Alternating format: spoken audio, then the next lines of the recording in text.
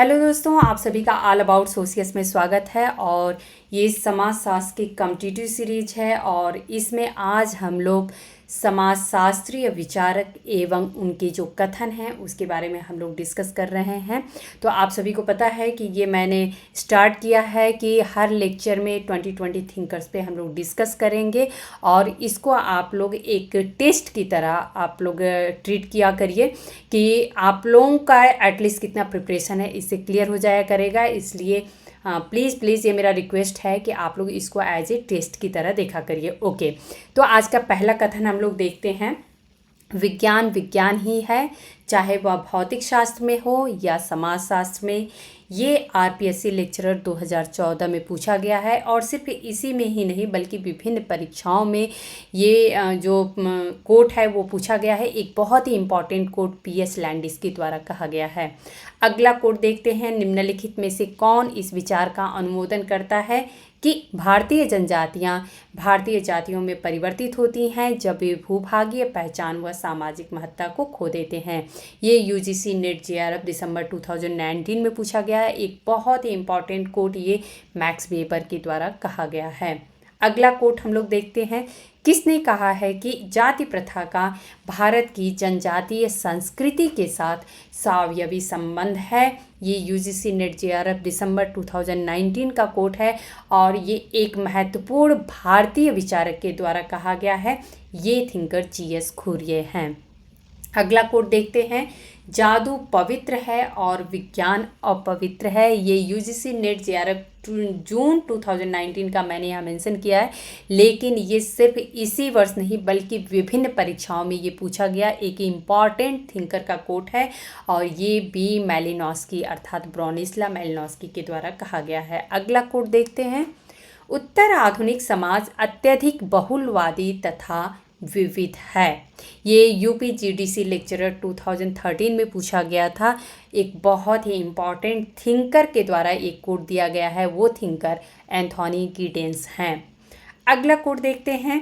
परिवार एवं समाज के बीच शिक्षा जो है वो पुल का कार्य करती है।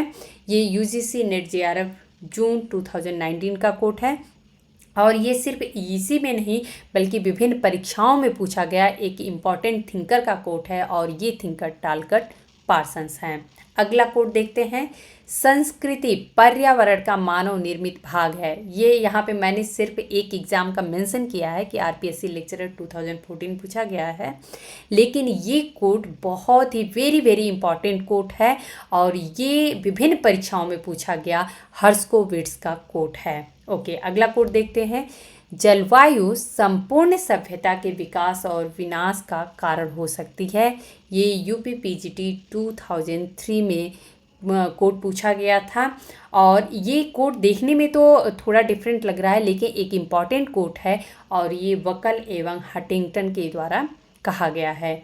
जाति राजनीति का कैंसर है। यूपीपीजीटी 2004 में ये कोट पूछा गया है। एक बहुत ही इम्पॉर्टेंट कोट है और छोटा कोट है लेकिन अपने आप में बहुत ज़्यादा इम्पॉर्टेंट ये कोट डीआर गाडगिल के द्वारा कहा गया है। अगला कोट देखते हैं। अपराध अपरिहार्य एवं सामाजिक जीवन का एक सामान्य पहलू है। ये कोट यूपीपीजीटी 2002 में पूछा गया है और ये अपराध के नाम से ही कि अपराध को सामान्य किसने माना है इससे आप लोगों को हिंट मिल गया होगा। ये कोट तुर्खीम के द्वारा कहा गया है। अगला कोट देखते हैं। लोक विधि विज्ञान लोगों द्वारा अध्ययन की विधियां हैं। एमपीपीएससी असिस्टेंट प्रोफेसर 2017 में ये कोट पूछा गया है और ये भले ही छोटा कोट है लेकिन एक इम्पॉर्टेंट कोट है। ये कोट एफ अब्राहम के द्वारा दिया गया है। अगला कोट देखते हैं। तथाकथित वैश्वीकरण का वैचारिक उत्सव वास्तविकता में हमारी ऐतिहासिक प्रणाली का अंतिम प्रयास है। ये छत्तीसगढ़ पीएससी असिस्टेंट प्रोफेसर 2018 में पूछा गया है और ये थिंकर जो है वो इमैनुअल वारलस्टीन हैं। अगला कोट देखते हैं। समाजशास्त्री होने के नाते हमारी रुचि सामाजिक संबंधों में है, इस कारण नहीं कि वे आर्थिक राजनीतिक या धार्मिक हैं। वरन इस कारण कि वे साथ ही सामाजिक भी हैं। एसपीएससी असिस्टेंट प्रोफेसर 2020 में पूछा गया है। इस सॉरी इस कोट को आप लोग देख के इसमें हिंट भी सामाजिक संबंधों की बात किसने की है मिल गया होगा, और ये कोट मैकाइवर एवं पेज के द्वारा कहा गया है। अगला कोट देखते हैं। मनुष्य का अनोखापन उसकी संस्कृति के आधिपत्य में निहित होता है। ये एसपीएससी असिस्टेंट प्रोफेसर 2020 में पूछा गया है और ये कोट विभिन्न तरीके से भी पूछा गया है। तो ये कोट जो है वो किंग्सले डेविस के द्वारा कहा गया है। अगला कोट देखते हैं। प्रौद्योगिकी ने आधुनिकता का एक नया रूप उत्पन्न किया जिसमें अधिक तर्कसंगत औद्योगिक युग की अपेक्षा सहज रूप से अधिक जोखिम या अनिश्चितता शामिल हुई। ये छत्तीसगढ़ पीएससी असिस्टेंट प्रोफेसर 2018 या 2018 में पूछा गया है। और जोखिम समाज की बात किसने की है, इससे आप लोगों को हिंट मिल गया होगा, उल्रिच बेक हैं। अगला कोट देखते हैं। वस्तुनिष्ठता निष्पक्षता से प्रमाण का परीक्षण करने की इच्छा और योग्यता है। ये एसपीएससी असिस्टेंट प्रोफेसर 2020 में पूछा गया कोट है और ये एक इम्पॉर्टेंट थिंकर के द्वारा कहा गया, वो थिंकर A.W. ग्रीन हैं। अगला कोट देखते हैं। समाजशास्त्र और मानव शास्त्र दोनों जुड़वा बहनें हैं। यहाँ पे मैंने सिर्फ एसपीएससी असिस्टेंट प्रोफेसर 2020 मेंशन किया है, लेकिन विभिन्न परीक्षाओं में इस कोट को पूछा गया है और ये कोट आप सभी को पता भी होगा। ये कोट जो है वो क्रोबर के द्वारा कहा गया है। अगला कोट देखते हैं हम लोग। बहुत ही थोड़ा बड़ा कोट है लेकिन एक इम्पॉर्टेंट थिंकर का कोट है, इसलिए इसको हम लोग देखते हैं। व्यक्ति का अध्ययन किसी सामाजिक इकाई, चाहे वह एक व्यक्ति, परिवार, संस्था, सांस्कृतिक का अथवा समस्त जाति के जीवन का अनुसंधान तथा उसकी विवेचना करने को कहते हैं।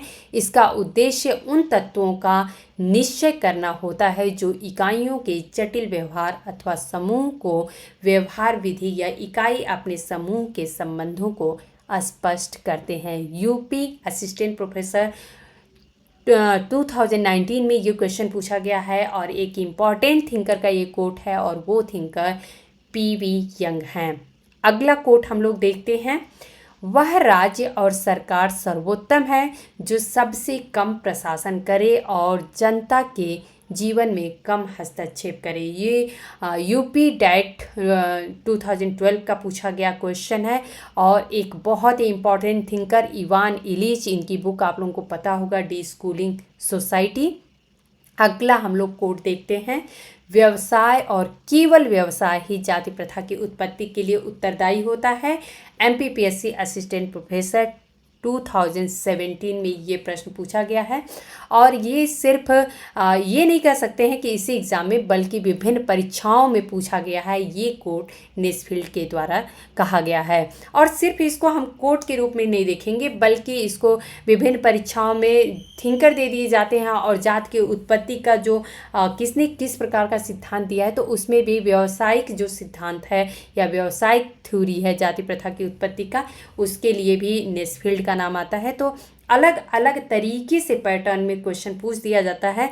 इसी तरीके से हम लोग मैच भी कर सकते हैं या कोट के फॉर्म में भी समझ सकते हैं। तो दोस्तों, मैं आप लोगों से ये ज़रूर रिक्वेस्ट करूँगी कि प्लीज़ आप लोग इस लेक्चर को मिस नहीं किया करिए। और इससे क्या है कि जब आप लोग किसी भी कॉम्पिटिटिव एग्ज़ाम की तैयारी कर रहे हैं तो आप लोगों को इतना रहेगा कि जो एक कोट वाला पोर्शन है, मैं एक एक लेक्चर में कम से कम 20 कोट मैं इंक्लूड कर रही हूँ। तो आप लोग ये समझ सकते हैं कि जस्ट 10 मिनट या 15 मिनट में आप लोगों के 20 कोट्स तैयार हो रहे हैं। तो चाहे वो हमारी महिला साथी हैं या फिर किसी भी काम को आप लोग करते हुए, महिलाओं के लिए खास करके दिक्कत होती है क्योंकि जो बहुत सारे काम होते हैं और घर में भी हमें खाना बनाना है, बर्तन धुलने हैं, बहुत सारे काम होते हैं, तो उनके साथ साथ हम कैसे प्रिपरेशन कर सकें। तो जस्ट अभी जैसे मैं प्रिपरेशन करती थी तो मैं क्या करती थी, खाना बना रही हूँ तो सामने ही मोबाइल जो है उसको मैं प्ले करके किसी भी जो भी लेक्चर मुझे देखना रहता था तो मैं प्ले करके सामने रख देती थी, सुनती रहती थी। अब मैं खाना बनाती रहती थी, या इवन मैं बर्तन धुलती हूँ उस समय भी मैं सामने उसको स्टैंड में लगा देती हूँ और आराम से मैं देखती रहती हूँ, सुनती रहती हूँ और मैं अपना काम करती रहती हूँ। तो आप लोग ये बिल्कुल माइंड सेट नहीं बनाइए कि हम लोगों को तो इतना सारा काम करना रहता है तो फिर मैं कैसे प्रिपरेशन करूँ। मैं खास करके ये फीमेल जो मेरी साथी हैं उनके लिए मैं बोल रही हूँ कि आप लोग ये सोचिए कि वो भी हमारे पढ़ाई का समय है, चाहे आप लोग किचन में हैं, चाहे आप लोग बर्तन धुल रहे हैं, चाहे आप लोग कपड़े तह कर रहे हैं, बहुत सारे जो भी काम हैं आप लोगों के साथ में मोबाइल जो है वो साथ में आप लोग प्ले करके और देखते रहेंगे तो क्या है कि आप लोगों का एक रिवीजन होता रहेगा। और जो इस लेक्चर की अगर मैं बात करूं तो आप लोगों के कम से कम एक लेक्चर में 20 थिंकर्स ज़रूर प्रिपेयर हो जाया करेंगे। आप लोग जब बार बार उसको रिवाइज करेंगे तो आप लोगों के माइंड में सेट हो जाएगा, क्योंकि जो कोड का पोर्शन होता है वो थोड़ा डिफ़िकल्ट माना जाता है, क्योंकि इसको रटना पड़ता है, या ये कहें कि मोस्टली समझ समझ के रटना पड़ता है। कुछ कुछ में तो की टर्म रहता है तो समझ में आ जाता है, कुछ कुछ ऐसे कोड होते हैं जिनमें की टर्म ही नहीं होता है तो हमें रटना ही पड़ता है, उनमें की टर्म हमें खुद बनाना पड़ता है और उसके बाद से हमें उसको याद करना पड़ता है। तो आप लोग एक चाहिए तो नोटबुक भी बना सकते हैं, लिस्टिंग कर सकते हैं कि हाँ किस थिंकर्स का क्या कथन है, उसमें क्या की टर्म है। आप लोग इस तरीके से अगर एक एक लेक्चर के 20 कोट्स भी तैयार होंगे तो हम लोग कम से कम इसी तरीके से अगर कंटिन्यू रहेगा तो बहुत सारे कोट्स आप लोगों के तैयार हो जाएंगे। और उम्मीद है कि इस तरीके की जो मेरी पहल है, एक मेरी कोशिश है, आप लोगों के एग्ज़ाम के लिए काफ़ी कुछ हेल्प करेगी। तो दोस्तों यदि आप लोगों को मेरा पढ़ाने का तरीका, मेरे लेक्चर्स पसंद आते हैं तो आप लोग लाइक ज़रूर किया करिए, कमेंट करके हमें बताया करिए, अपने दोस्तों में शेयर किया करिए। धन्यवाद।